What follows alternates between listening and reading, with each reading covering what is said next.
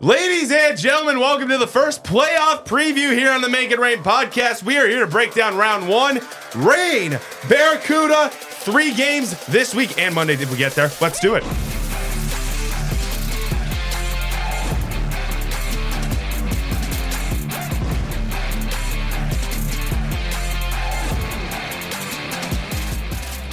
Ladies and gentlemen, welcome back to the Make It Rain podcast, episode 31.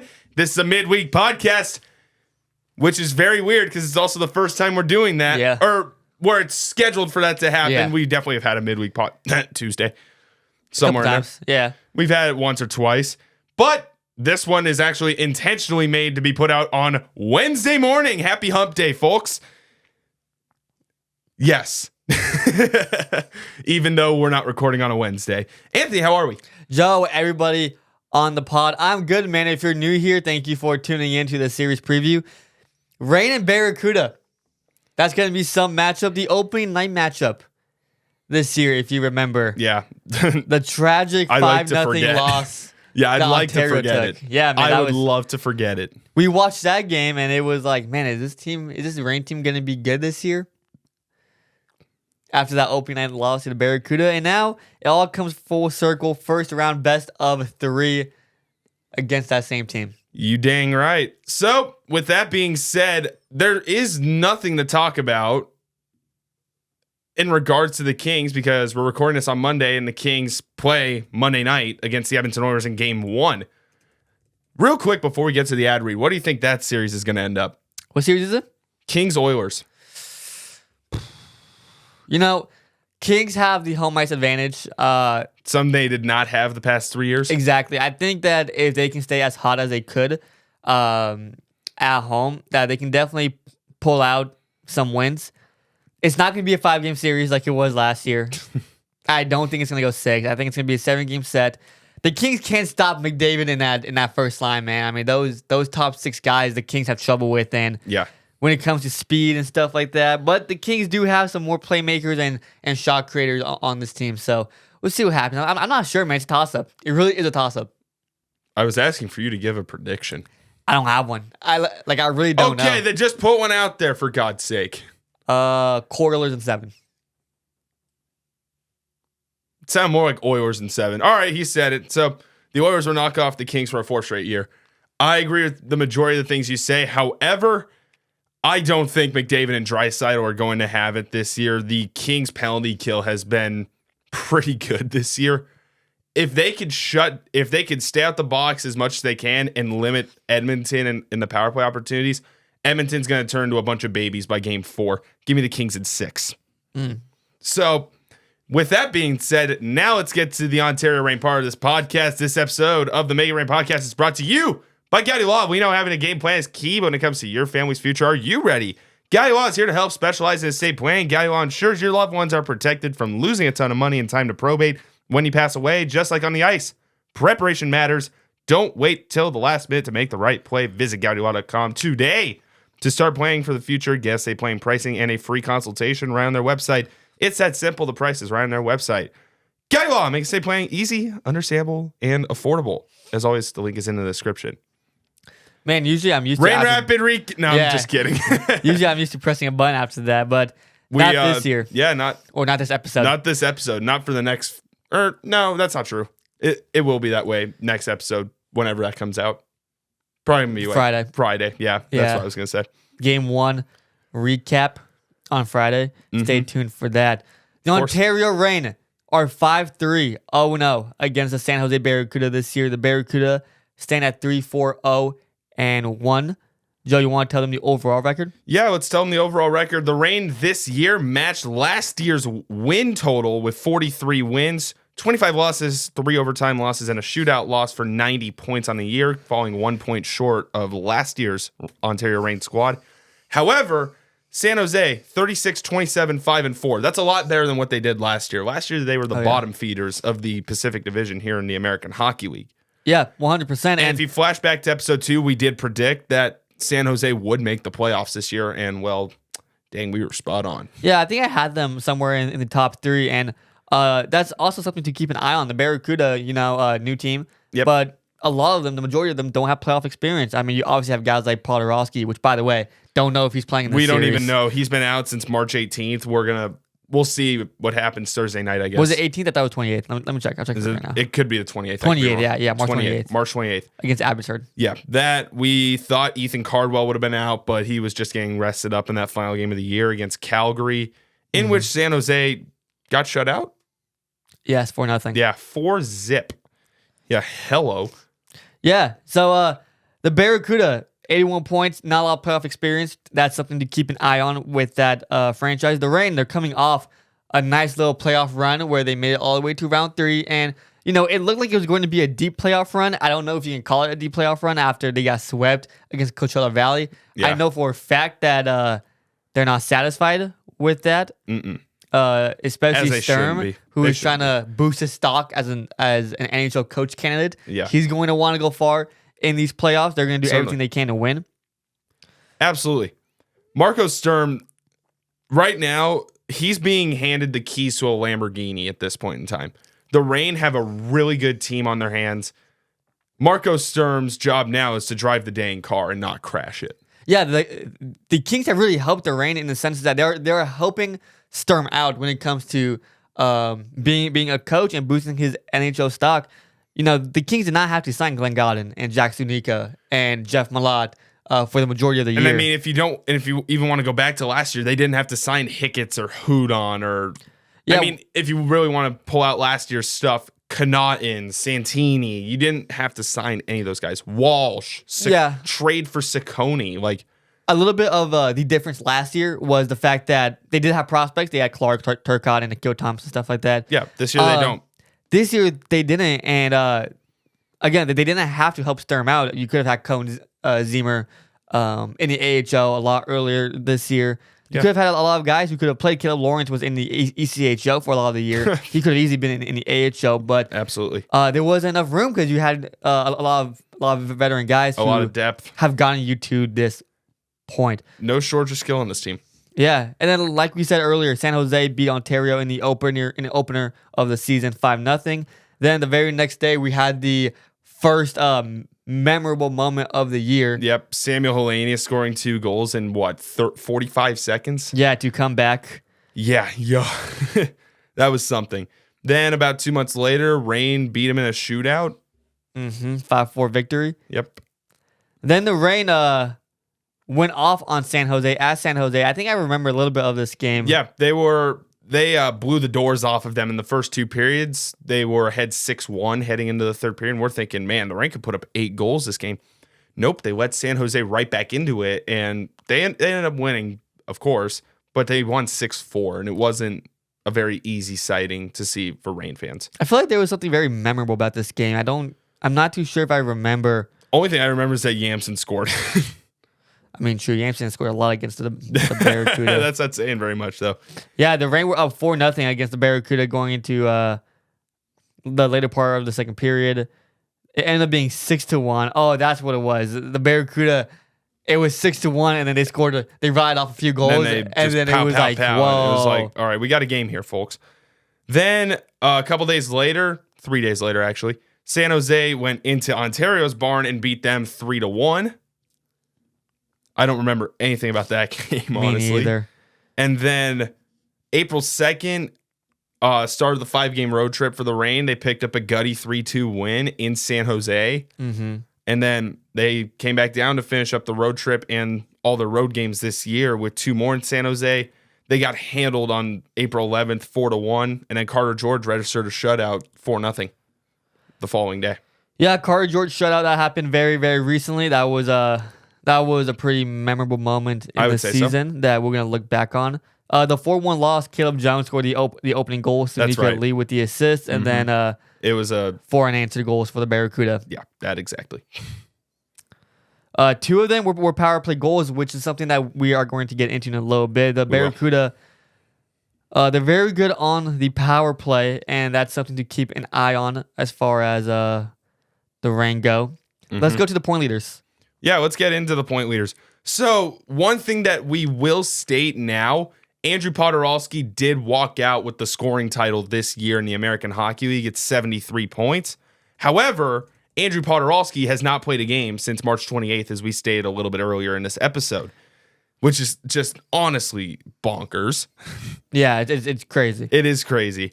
But going into San Jose's point leaders against Ontario, like all the point leaders, nobody played 8 games.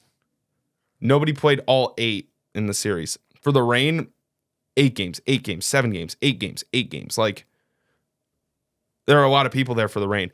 So for against San Jose, Philip Biestet had 6 points, a goal and 5 assists in 6 games.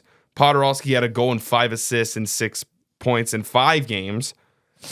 Daniil Gushin had 3 goals, 2 assists, and 5 points in 6 games. Ethan Cardwell, who we just stated a little bit ago, 2 goals, 3 assists, 5 points in 6 games played. So, what's the main story here? San Jose is very power play run because all 4 of those guys are on the power play 1 unit. Yeah, and that's going to be something, again, that we're going to talk about a little bit later for our 3 keys to success. Askarov, obviously one of the top goaltending prospects, top goaltenders in the entire American Hockey League. Yeah. Out with an illness this weekend against the Calgary Wranglers. There's no reason to believe that he'll be out in round 1, according to San Jose News. So he's going to be in net. .892 save percentage in 3 games against the Reign. 7 goals allowed, 58 saves on 65 shots faced. And after his opening night shutout, man, the Reign have really handed it to him pretty well. Yeah, they handed it to him all right. I mean, they definitely have the scouting report on him after that opening night show. I remember so vividly that opening night performance when Fagemo got robbed by, I don't remember if it was his pad or his glove, because he's a right-handed catching guy. But I saw it and I'm like, oh my God, I don't want to run into this guy anymore. Yeah. Well, you know what? Hey, man admits when they were wrong. I was wrong. That's for certain. And then the Reign go out and absolutely school this guy up in the next 2 times that they faced him. And I believe one of the times they faced him, they chased him like 10 minutes into the game because they put up 3 goals on 5 shots or something. That was their 6-4 win, where it was 6-1 after 2 periods. Yeah, and exactly. then Gabriel Carrier took over. And Carrier, in 4 games against the Reign, 88 saves on 96 shots faced, 8 goals, no shutouts, and a .917 save percentage. Yep. So those are the two goalies right now on the Barracuda roster. The other goalie, Reign fans, have you ever heard of Aaron Dell? Aaron Dell is the other goalie on the San Jose Barracuda roster. Yeah, he's the not more you in the know. game, though. Yeah, I don't think we're gonna see him at all, though. He was with the Sharks ECHL team this year.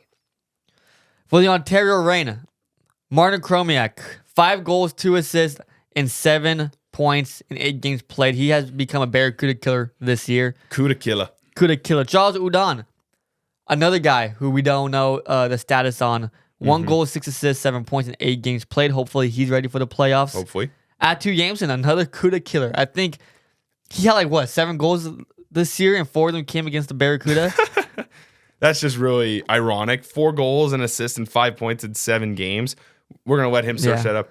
Mr. Riley Walsh with 2 goals, 4 assists, and 6 points in 8 games played. Another Cuda killer, because Walsh didn't really have that many goals this year, and 2 of them came against San Jose. Yeah. Glenn Gaudin was an assist merchant against this team. No goals, 4 assists, 4 points in 8 games. And then Andre Lee in 5 games had a goal and 3 assists and 4 points. Yeah, Andre Lee is heading into the playoffs as well. He's looking very good. He's getting hot just like last year. Yep. And hopefully he can continue that into the playoffs, because if he does, he was a key contributor, again, to last year's playoff run. Absolutely. And he's going to be one of the X factors going in. No doubt about it whatsoever. Getting into the goalies for the Ontario Reign. Game 1 starter, Phoenix Copley, 16 goals allowed in 5 games played, 133 saves on 149 shots. Holy smokes. That's about 30 shots a game, 29.8 if you want me to be really specific. So when you're seeing 30 shots a game on average, not good. Not good. Not good. Let's just put it in that way. Eric Portillo, who we also still don't know the status on, 2 games played, even though there has been a few rumors on him. Yeah. We're not going to break into it at all. 2 games, 9 goals allowed, 44 for 53 on shots faced, 830 save percentage. That also mainly attributes to opening night, because he looked horrendous opening night, just to put it short. And then Carter George, shutout in one game, 33 for 33. Yep. Carter George right now, at this point in time, is going to be the backup for the Reign here in this playoff run. He is with Portillo out with a significant injury, it feels like. And Ingham is good, but I mean, Carter George, 18 years old, he's looked nothing short of remarkable in his first 2 games. He's as advertised right now. Yeah, so he's going to be the backup. And we'll see, you know, Marco Sturm has shown a willingness to pull goalies if they don't look right, you know? So maybe we see Carter George for a little bit in the playoffs. Not sure, but we will see. No doubt about it. Now, the Reign 5-on-5 against the Barracuda look really good. However, let's get into the 3 keys to success for the Ontario Reign in this 3-game series. First things first, you have got to stay out of the penalty box.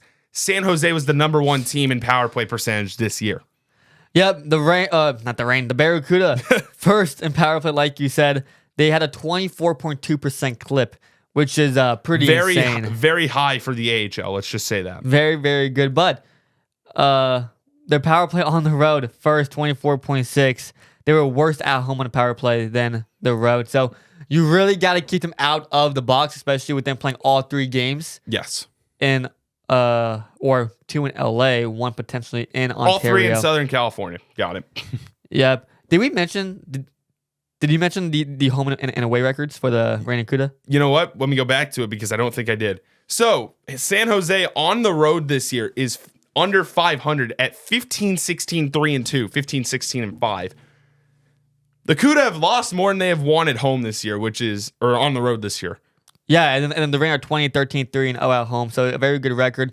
Stern mentions how he thinks that the adrenaline and the crowd noise helps his team. Yeah. So adrenaline that's junkies also is what I like to something say. to look for, but on power play, the Barracuda are better on the road than at home. So you got to stay out of the box, like Joe said. If you can stay out of the box and play 5-on-5 hockey, that's huge.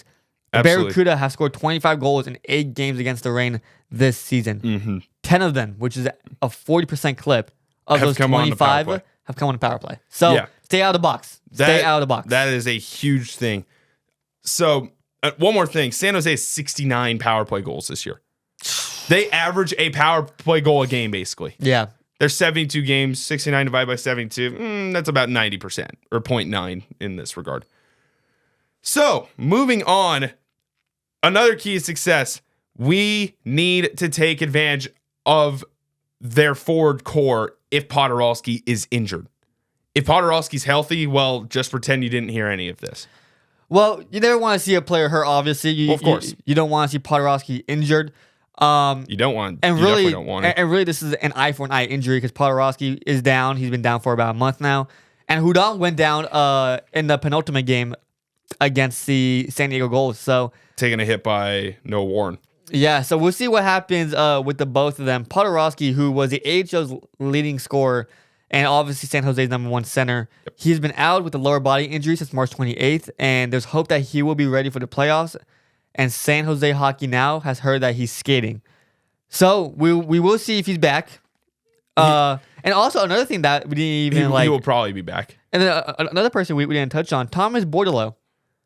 Upper body injury to high scoring winger. He's expected to be ready for the playoffs. Same with 2-way center Zach Ostachuk. Someone I didn't see all year.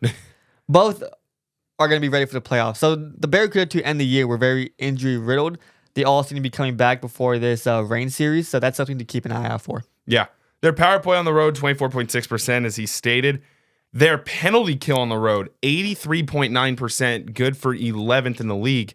Now, let's get into the Ontario Reign side of this. The Ontario Reign, their power play at home this year is abysmal.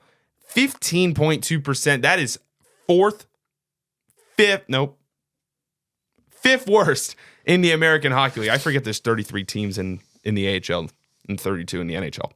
Yeah. Thanks, Chicago Wolves. They don't even have a team. They're an indie team. And then their penalty kill at home, 83.2%. That is good for 12th in the American Hockey League. So the penalty kill is pretty dang close to the same. However, in the special teams department, San Jose has them. Check. Give San Jose that. 5-on-5, the Ontario Reign have them. Check for Ontario. What is the decider? Goaltending. That's going to be a huge decider.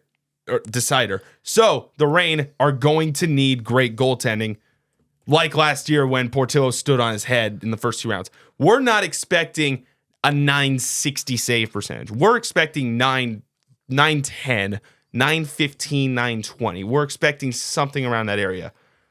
Because honestly, if you're too good, you're going to fall off eventually. And usually teams get spoiled by good goaltending. Once the good goaltending goes away, they usually don't have an answer, which, for example, is exactly what happened to the Reign against Coachella Valley. Yeah, Phoenix Copley, 2.49 goals against average This year. That ranks 6th in all goalies who started or played in 40 or more games.